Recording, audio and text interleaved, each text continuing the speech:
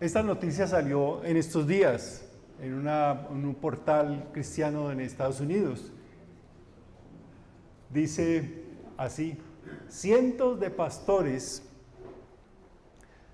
piden una enmienda constitucional de la SBC, significa Convención Bautista del Sur de los Estados Unidos, que prohíba a las pastoras, que prohíba a las mujeres ser pastoras.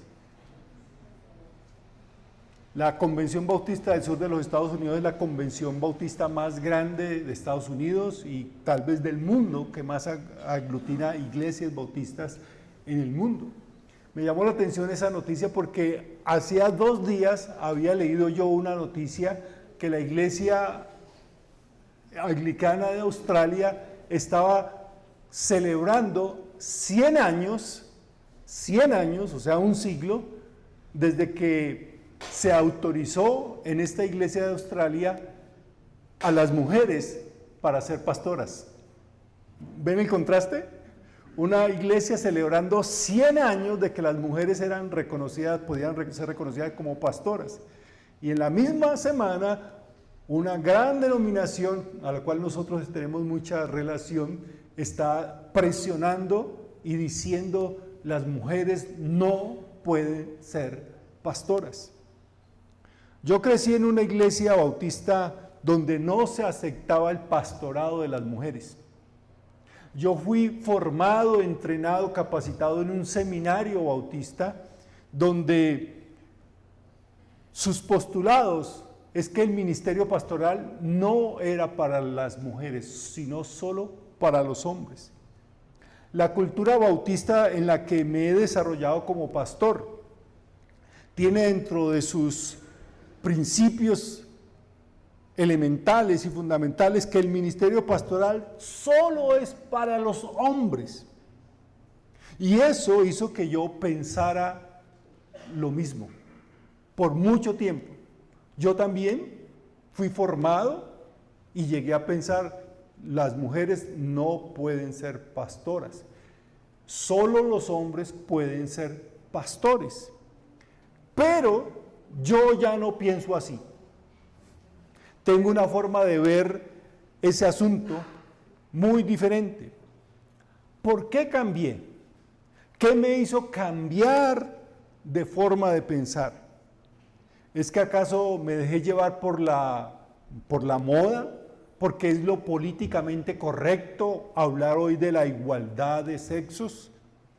¿O por qué me puse de pronto a leer muchos libros sobre feminismo? Mi cambio no se debe nada a eso. Mi cambio se debe a una persona. Esa persona me hizo ver este asunto desde otro punto de vista. El único punto de vista que verdaderamente vale la pena. Y esa persona que me hizo cambiar de forma de pensar fue Jesús. Fue Jesucristo. Desde hace varios años yo me he propuesto evaluar todo asunto de mi vida personal, de mi vida ministerial, todo asunto de la iglesia y en general todo asunto humano desde el punto de vista de Jesús, lo cual implica tomar un tema específico y leer todo lo que Jesús dijo en los evangelios acerca de ese tema. Por ejemplo, les he hablado lo que Jesús dijo y enseñó acerca de la familia. Y para llegar a eso, ¿qué tuve que hacer? Pues leer los evangelios y leer y descubrir todo lo que Jesús enseñó sobre la familia. El año pasado creo que fue, hablamos sobre lo que Jesús enseñó acerca de los hijos. Y entonces leí todo lo que en los evangelios Jesús habló acerca de los hijos. Y les ha hablado acerca de la política. ¿Qué pensaba Jesús sobre la política? Sobre el gobierno, sobre las autoridades. ¿Qué pensaba Jesús acerca del dinero? ¿Qué pensaba Jesús acerca de los jóvenes? Es decir, como seguidor de Jesús, y creo que todos lo deberíamos hacer, como seguidores de Jesús, nos debe interesar por sobre todo qué pensaba, qué enseñó y qué hizo Jesús sobre un tema determinado. Porque por eso somos cristianos. Porque seguimos ¿a quién? A Jesucristo. Seguimos a Jesús, pero ¿para qué lo seguimos? Como decimos en esta iglesia, seguimos a Jesús para vivir como Jesús. ¿Para qué más queremos seguir a Jesús? Para vivir como Jesús. Ahora, obviamente llegó el momento en que tuve que abordar el tema de Jesús y la mujer. ¿Qué enseñó Jesús acerca de las mujeres? ¿Cómo trató Jesús a las mujeres? ¿Qué papel le dio Jesús a las mujeres en su ministerio, en su misión? Y así llegué a la conclusión, nada novedosa, por cierto, de que las mujeres fueron tratadas por Jesús de la forma más diferente en que podía tratarse a las mujeres en su cultura. En la cultura de hace 2000 años, las mujeres eran tratadas de una forma muy diferente a como Jesús las trató. Y Jesús trató a las mujeres de una forma muy diferente a como hoy en día, no solamente la sociedad, sino la cultura religiosa y específicamente evangélica trata a las mujeres. A lo largo de este año nosotros hemos ido viendo algunas de esas formas en las que Jesús trató a las mujeres y el papel que desarrollaron en el movimiento de Jesús. ¿Qué aprendimos? ¿Qué descubrimos al leer los evangelios de cómo Jesús trató a las mujeres? Bueno, ellas no fueron relegadas por Jesús como lo hacían en la cultura y en la religión. Jesús no menospreció a las mujeres. Las mujeres fueron valoradas por Jesús, amadas por Jesús y fueron muy importantes para Jesús y para los primeros seguidores de Jesús en los primeros años del cristianismo. Muy diferente. Es más, sociólogos dicen que a lo largo de los siglos, el único movimiento, la única sociedad, la única cultura, el único movimiento que le dio trato igualitario a las mujeres fue el movimiento de Jesús. A lo largo de los siglos las mujeres siempre han estado bajo el dominio, opresión, el patriarcado de los hombres. Pero Jesús vino a plantear algo diferente. Mire, el evangelio es una buena noticia. La buena noticia es que hay una forma diferente de vivir la vida, hay una forma diferente de relacionarnos con Dios, hay una forma diferente de relacionarnos los unos con los otros, hay una forma diferente de resolver nuestros problemas, hay una forma diferente de ser hombre y una forma diferente de ser mujer. Hay una forma diferente en que se debe tratar a las mujeres. Y eso fue totalmente novedoso hace 2000 años.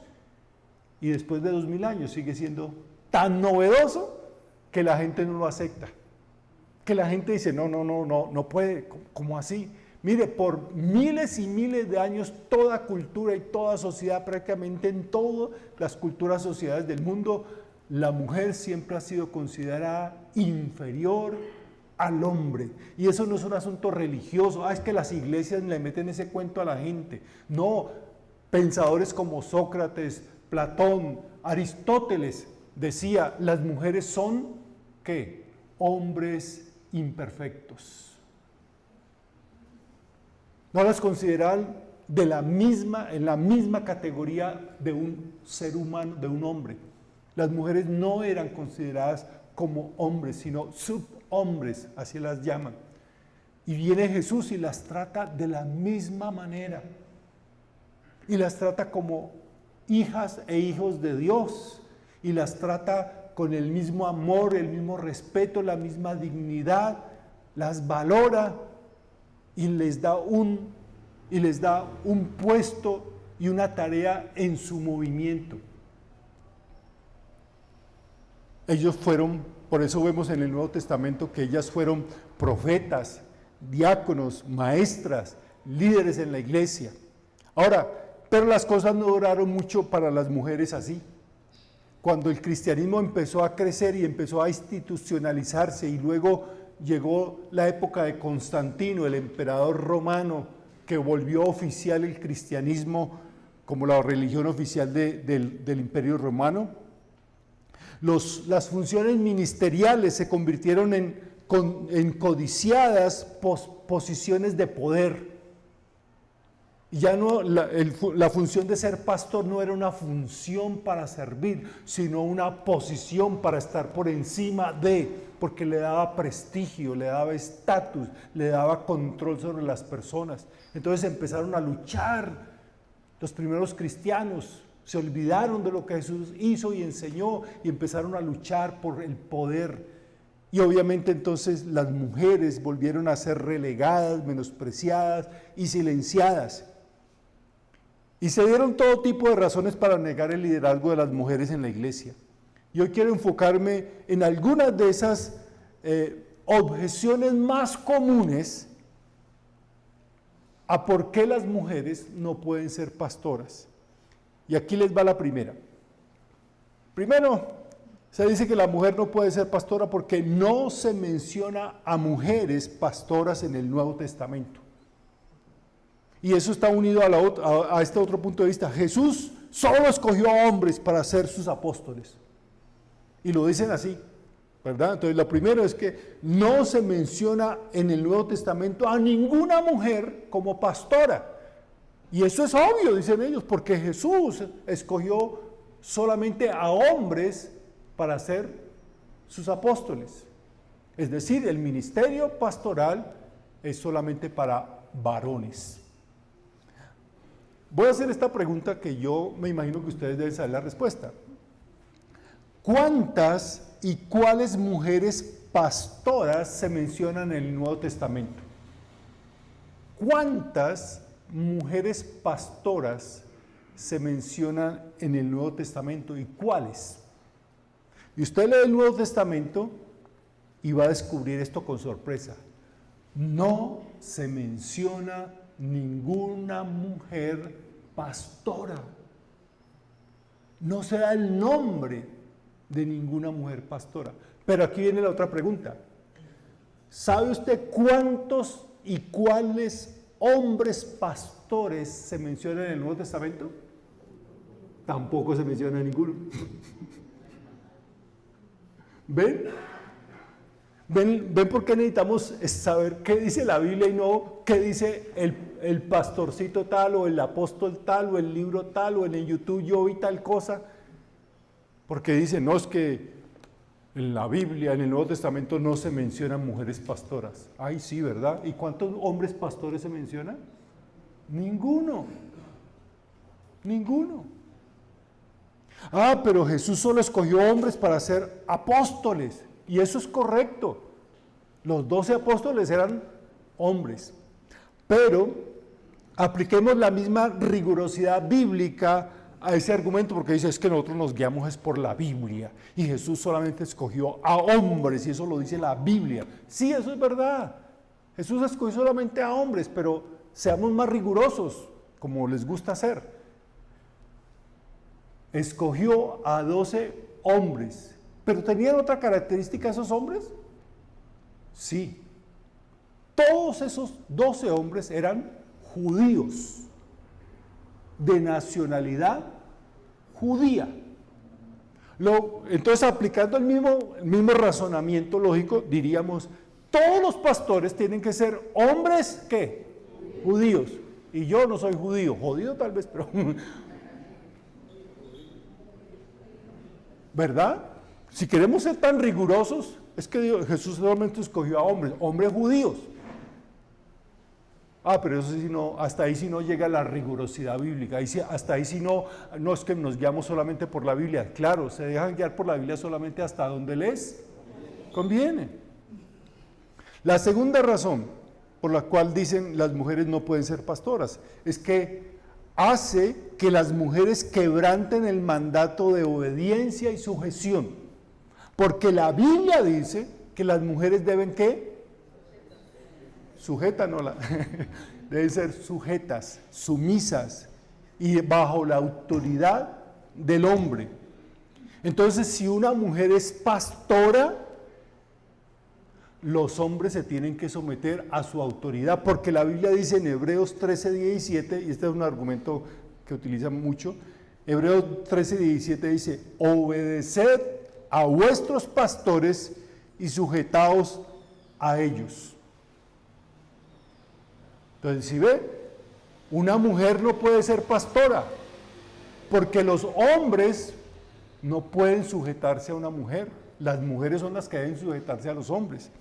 O sea que si un hombre acepta a una mujer como su pastora, tendría que obedecer y sujetarse a ella. Y eso sería ir en contra de lo que dice Efesios 5:23, que dice lo siguiente: esposas, sométanse a sus propios esposos como al Señor. Entonces, si Elías fuera la pastora de esta iglesia, yo me tendría que someter a ella. Pero la Biblia dice que son las esposas las que tienen que someter a los esposos. Entonces, por eso es que una mujer no puede ser pastora. Pero hay dos pequeños detalles en ese racionamiento. Primero, el texto de Hebreos, el texto que acabamos de leer, donde dice, obedeced a vuestros pastores, no usa la palabra pastores en el original griego. Se refiere a líderes de la iglesia, como lo traduce mejor la Nueva Versión Internacional y otras versiones modernas, dice, obedezcan a sus dirigentes y sométanse a ellos. No menciona la palabra pastores, sino líderes o dirigentes o gobernantes, dice en otra ocasión. El otro detalle es que el llamado a sujetarse no es solamente el llamado de la mujer a sujetarse, porque el mismo apóstol Pablo escribió lo siguiente en Efesios 5:21, sométanse unos a otros por reverencia a Cristo.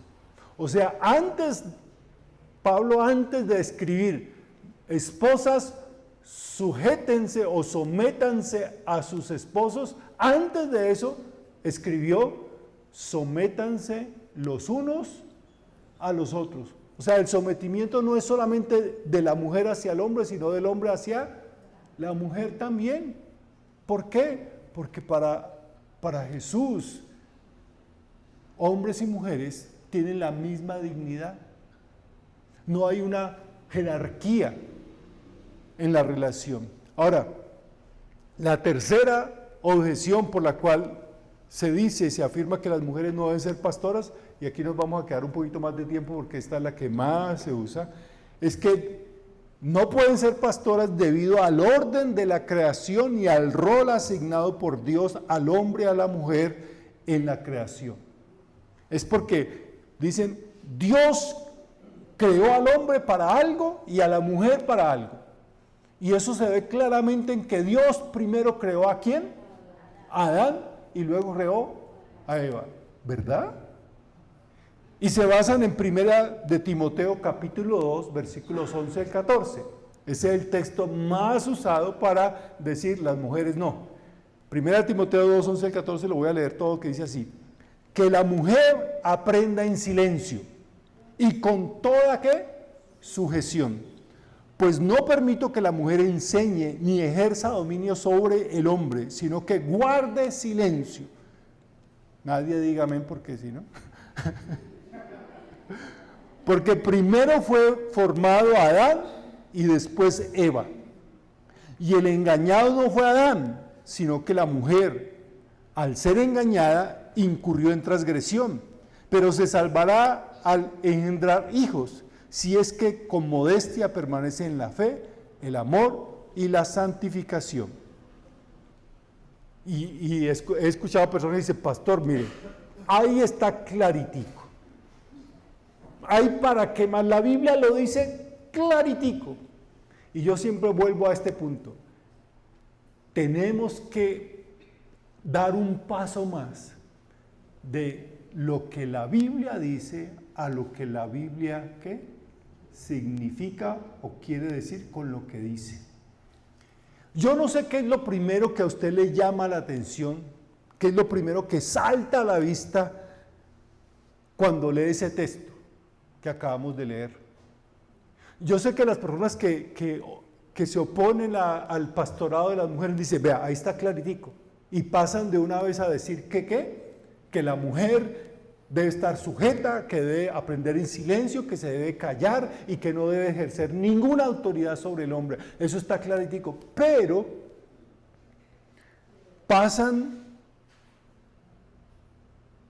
o no notan o no quieren notar una pequeña frasecita que el apóstol Pablo escribió allí. Y es lo primero que yo noto. Y tal vez no lo noté por mucho tiempo, solamente hasta que un profesor erudito del Nuevo Testamento me dijo, vea, no se olvide de esta frasecita. Esa pequeña frase es esta: pues no permito que. ¿Sí? Mírenla ahí. Pues no permito que. Pregunta, ¿quién es el que no permite? ¿Jesús o Pablo? ¿Jesús o Pablo? Es claro, ¿verdad? Pablo le está escribiendo a su discípulo Timoteo y le dice, no, que la mujer esté sujeta, callada, que aprenda en silencio, porque yo no permito que la mujer ejerza autoridad sobre el hombre. Y ese pequeño detalle, esa pequeña frase hace una tremenda diferencia. Porque no es un mandato de quién, de Dios, sino de quién, de Pablo. Ahora, eso no es extraño, porque el mismo Pablo hizo una aclaración así en otra ocasión, tal vez en varias, pero recuerdo una específicamente, 1 Corintios 7:12. Escuchen lo que dice Pablo hablando de otro tema. Dice, a los demás les digo yo, y no el Señor, si la esposa de algún hermano no es creyente, pero ella consiente en vivir con él, no debe abandonarla. Está hablando de otro tema, pero es claro, para el apóstol Pablo es claro, lo que voy a decir yo, no me lo dijo Dios, no me lo reveló el Señor. Esto es, ¿qué? Mi opinión, mi posición personal. Entonces dice la gente, pero es que la Biblia, toda la escritura es inspirada por Dios, tenemos que creerla toda. Sí, claro que sí, pero hay que tener el discernimiento para saber que hay algunas cosas que están en la Biblia, pero que no vienen de parte de Dios. Por ejemplo, en la Biblia se consignan frases del tentador, de Satanás. ¿Esas también las debemos creer? Obviamente que no. Cuando le dice, di que estas piedras se conviertan en pan, o le dice, arrójate del pináculo del templo, eso también lo tenemos que obedecer, porque aparece en la Biblia. Obviamente no. El libro de Job es un libro complejo para muchos, para mí también.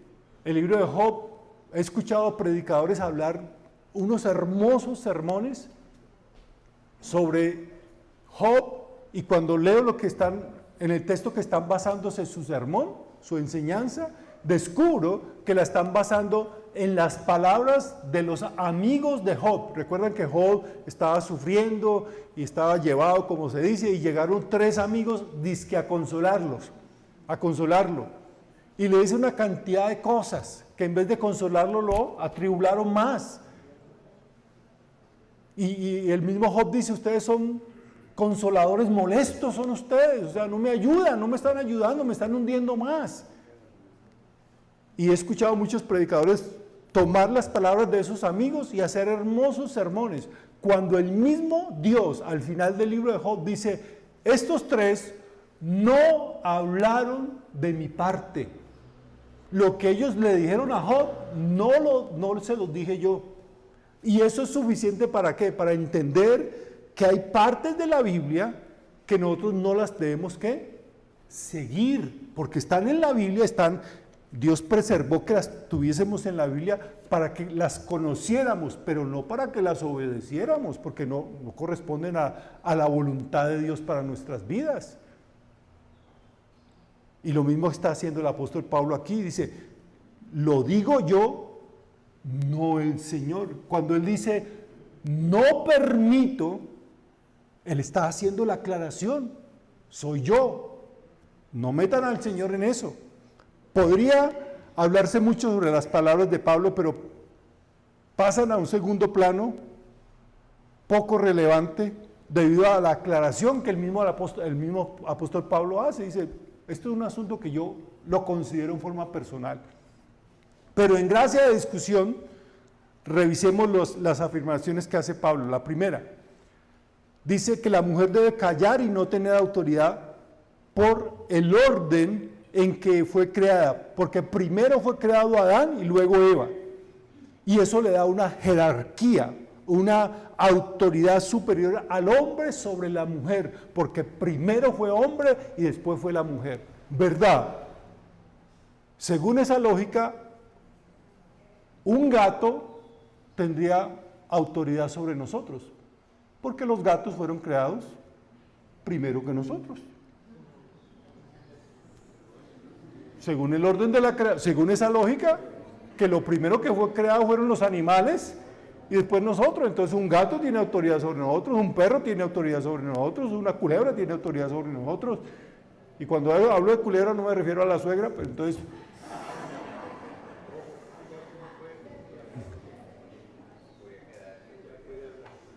¿Ven? Ahora, para llegar a esa conclusión hay que aferrarse a ese extraño texto con uñas y dientes y dejar a un lado todas las otras enseñanzas de la Escritura y aún las del mismo apóstol Pablo. Por ejemplo, Adán fue creado primero que Eva, lo dice Génesis 2, ¿verdad? Génesis 2 usted dice que primero creó y después Dios la sacó de la costilla. Pero Génesis 1 dice que ambos fueron creados al mismo tiempo y con la misma cualidad de ser imagen y semejanza de Dios. Y a ambos se les dio el mismo mandato de señorear y sojuzgar la tierra, la naturaleza. El cuadro completo no llega solamente hasta Génesis 2, hay que ampliarlo hasta Génesis 1, donde dice, y Dios creó al hombre, varón y hembra, los creó a su propia imagen. Además, el mismo Pablo escribió lo siguiente en 1 Corintios 11, versículos 11 y 12. Pero en el Señor ni el hombre existe sin la mujer, ni la mujer existe sin el hombre. Porque así como la mujer procede del hombre, también el hombre nace de la mujer y todo procede de Dios. ¿Qué está haciendo el mismo apóstol Pablo en otras circunstancias? ¿Está colocando a la mujer y al hombre? De forma igual. Otros dicen, es que Dios fue muy claro sobre el papel de la mujer. Dios creó a la mujer para ser ayuda idónea.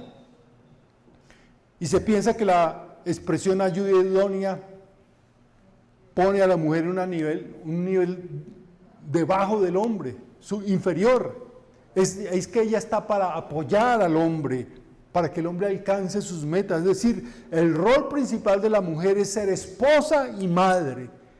El papel del hombre es ser líder, la autoridad. Pero ¿qué significa realmente ayuda idónea? El significado de ayuda idónea es una mala traducción que desafortunadamente tenemos en nuestras Biblias. La palabra original viene del hebreo eser, que significa ayudador fuerte, guerrero. Y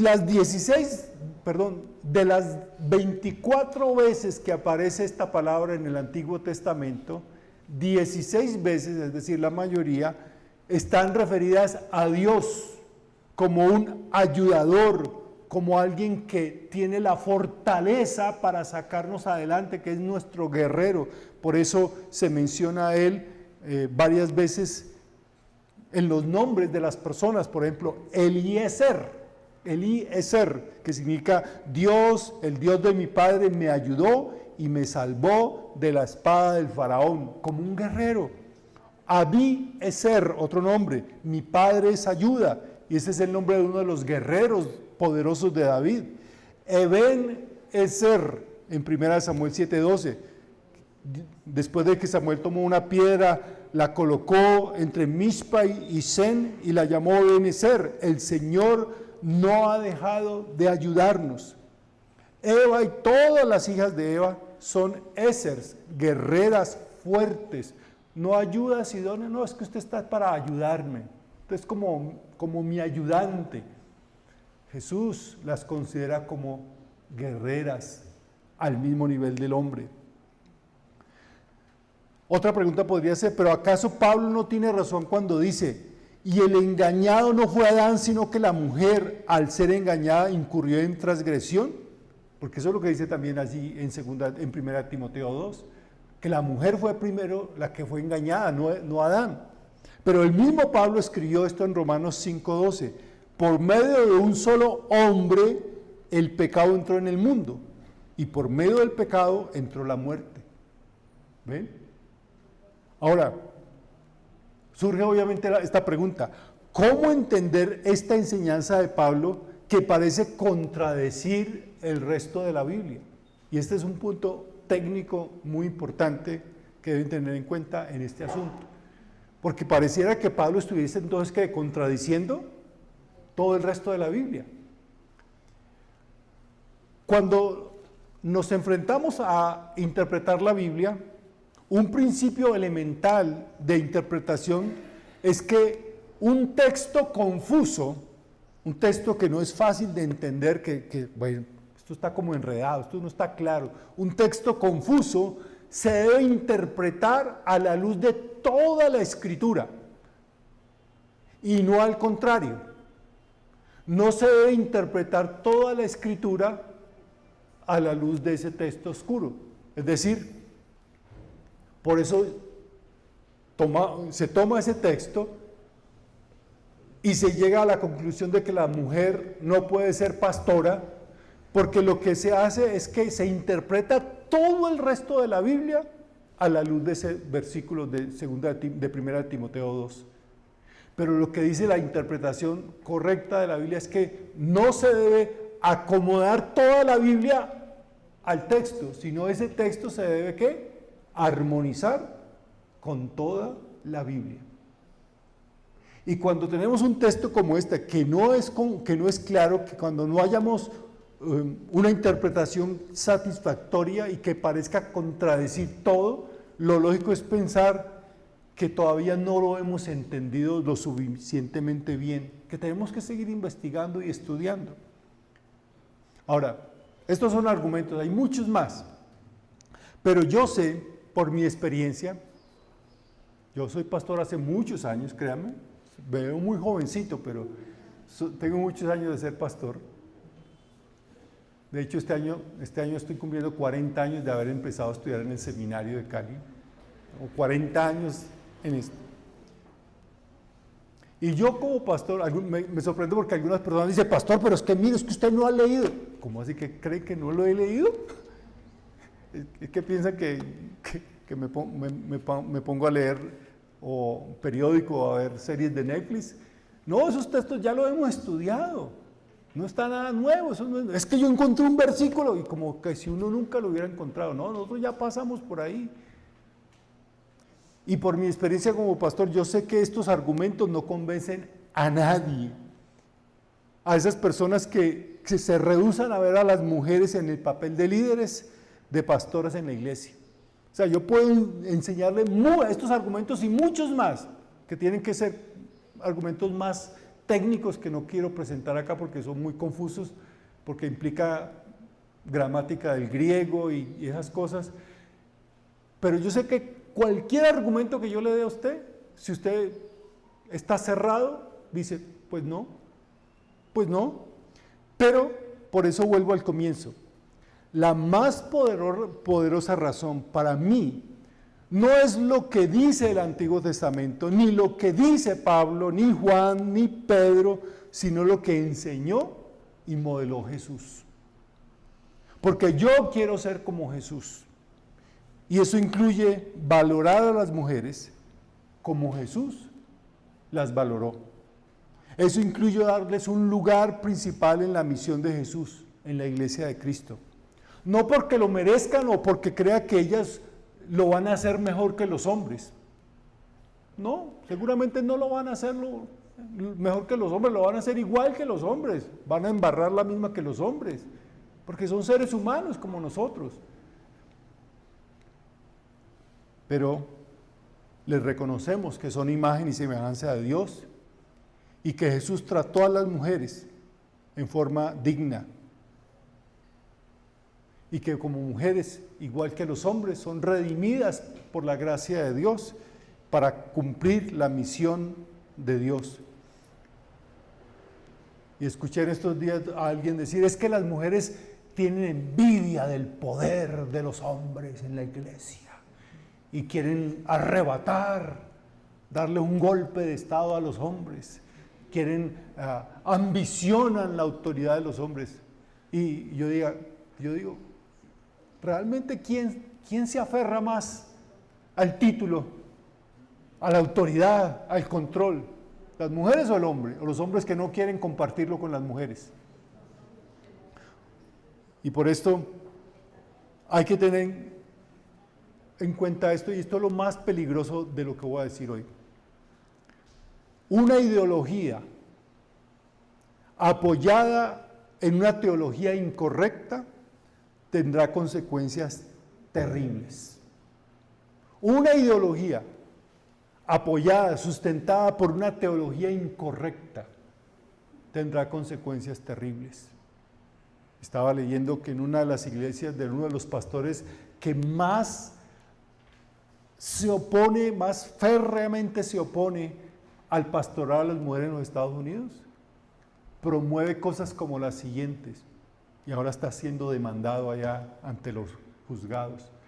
Promueve que la mujer no puede divorciarse de su esposo, así el esposo haga lo que quiera con ella. Y el caso es de una mujer llamada Crystal, no ese es el nombre de ella. Fue abusada por años por su esposo, violentada por su esposo. A sus hijos los maltrataba, los disciplinaba a físico golpe. Y en la iglesia de este pastor se enseñaba que la autoridad la tenía el pastor y que la mujer, la esposa, no podía proteger a sus hijos, así el padre le estuviese causando dolor físico, sangre, un abuso increíble. Y le decían, ojo, usted no se puede divorciar porque Dios aborrece el divorcio, como si Dios no aborreciera el abuso. Y enseñan en esa iglesia que eso es parte de lo que la Biblia dice, que las mujeres deben estar, ¿qué? Sometidas, sujetas y ¿qué? Silenciosas. ¿Ven lo peligroso de una ideología apoyada por una teología incorrecta? Y eso lo vemos en nuestras calles. ¿Por qué las mujeres son abusadas, asesinadas por ser mujeres? El poder femenino es el poder de Dios y no hay otro poder. Y no es un poder para dominar, sino para servir. Yo quiero seguir a Jesús para vivir como Jesús. Y tenemos la bendición de conocer la palabra de Dios. Y yo invito a aquellas personas que todavía de pronto dicen, no, eso a mí no me convence. Yo sigo creyendo que la mujer debe estar sometida al hombre porque eso es lo que la palabra de Dios dice. Yo no lo voy a cambiar. El único que le puede cambiar a usted es el que me cambió a mí, Jesús. Métase en oración con Jesús, tome los textos del Evangelio, solo el Evangelio, no se ponga a ver predicadores en YouTube que le enseñan una cosa que no tiene sustento, pero que suena tan bonito porque es ese como es tan famoso ese predicador, como ese es tan importante. Métase en los Evangelios con Jesús, mire cómo Jesús trató a las mujeres. Y le aseguro que usted va a cambiar. Mujeres, las amamos, las queremos, ustedes son la parte más bella, la parte más fuerte de la iglesia.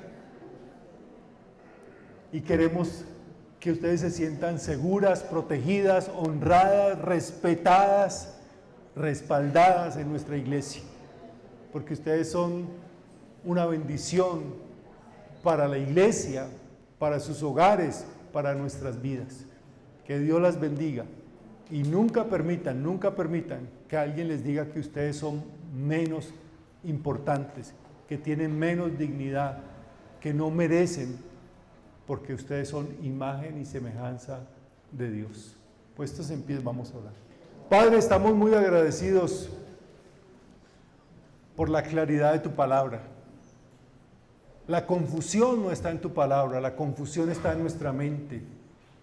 La confusión no está en Jesús, la confusión no está en el apóstol Pablo, la confusión está en nuestra cultura, en nuestra sociedad, que nos ha deformado nuestra visión de la mujer. Y por eso necesitamos ser redimidos también, transformados, salvados en la forma en que vemos a la mujer en la iglesia, en la cultura, en la sociedad. Gracias por bendecirnos a nosotros como iglesia con este grupo de hermanas, mujeres tan valiosas. Gracias, Señor, por la dignidad de ellas, por el servicio de ellas, por el amor de ellas, por la entrega de ellas.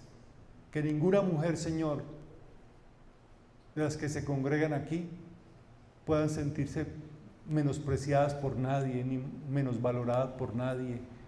Que todas puedan sentir que son dignas, amadas y respetadas. Eso te lo suplicamos en el nombre de Cristo Jesús. Amén.